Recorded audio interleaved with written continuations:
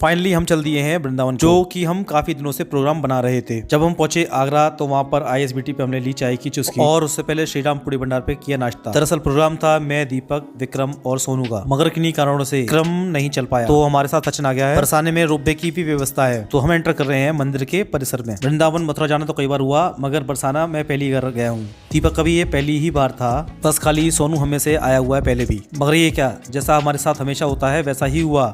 मंदिर के पट थे बंद और पट खुलने में अभी काफी समय था तो हम लोग ने आसपास के नज़ारे कैद करना शुरू कर दिया। दरअसल राधा रानी का महल कुछ ऊंचाई पर है तो कुछ इस तरीके के दिखते हैं मकान ऊपर से, बहुत ही छोटे छोटे। नज़ारे कैद करते करते हम लोग वहीं पे खड़े होके आनंद लेते रहे। थोड़ी देर बात करते करते उसके बाद हम लोगों ने निर्णय लिया कि मंदिर खुलने में अगर समय है तो पहले परिक्रमा लगाने चलते हैं। तो सभी इस चीज के लिए हो गए राजी और हम चल दिए परिक्रमा को। तो परिक्रमा मार्ग में आ गए हैं ममतामयी करुणामयी राधे की, और ये चल रहे हैं भाई साहब दीपक बाबू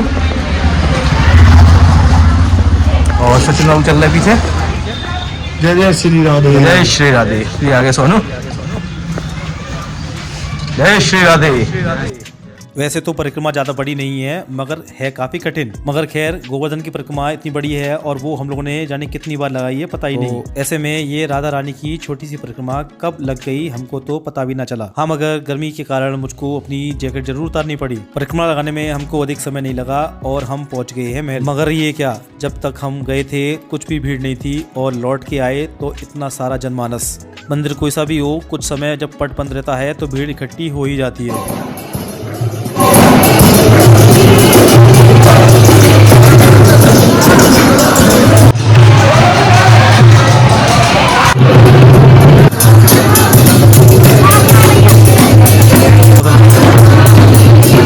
थे विश्राम गृह के बगल से ये पहाड़ियां दिख रही थी और दिख रहे थे नीचे ये छोटे छोटे घर जिनको हमने अपने कैमरे में कैद कर लिया। साथ ही आपको दिखाता हूँ ये महल किस तरीके का बना हुआ है, क्योंकि पट खुलने में अभी देरी थी तो मैं महल को चारों तरफ से कैद कर रहा था अपने कैमरे में, साथ ही कैद कर रहा था अपने को भी कैमरे में महल के साथ। कुछ ही देर कैद कर पाया था तभी आ गया फोन और मैं सब कुछ भूलकर व्यस्त हो गया कॉल में। व्यस्त होता भी क्यों ना, क्योंकि कॉल था मेरी जिंदगी का।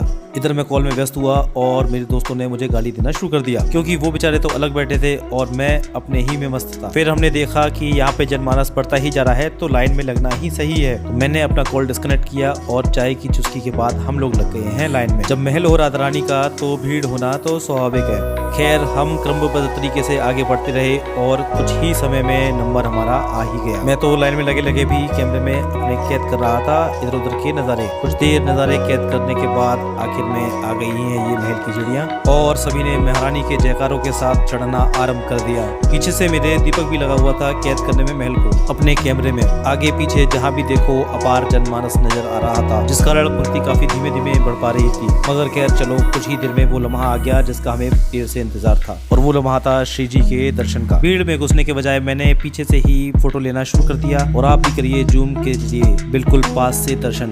जय श्री राधे। बरसाने में जाके एक अलग ही अनुभूति हुई। वैसे तो मथुरा में अलग ही अनुभूति होती है, चाहे वृंदावन हो, बरसाना हो या जन्मभूमि। सचिन का तो अचानक ही नंबर आ गया जैसे राधा रानी इसे ही बुला रही हूँ। चलिए थोड़ी ही देर में भीड़ छट गई और मैं काफी नजदीक पहुंच गया। कुछ देर इंतजार करने का परिणाम हमको बहुत अच्छा मिला और पास से दर्शन करने को नसीब हुआ। महारानी के सामने तो सब लोग अपने नतमस्तक हो जाते हैं और सब भूल जाते हैं कि वो क्या कर रहे हैं। बस मैं और मेरी महारानी, यही मन में भाव रहता है। सारे भवन में जनमानस नजर आ रहा था, जहाँ भी देखो वहाँ जनमानस। ऐसा है मेरे श्री जी का प्रताप। चलिए मिलते हैं अगले ब्लॉग में। इस ब्लॉग में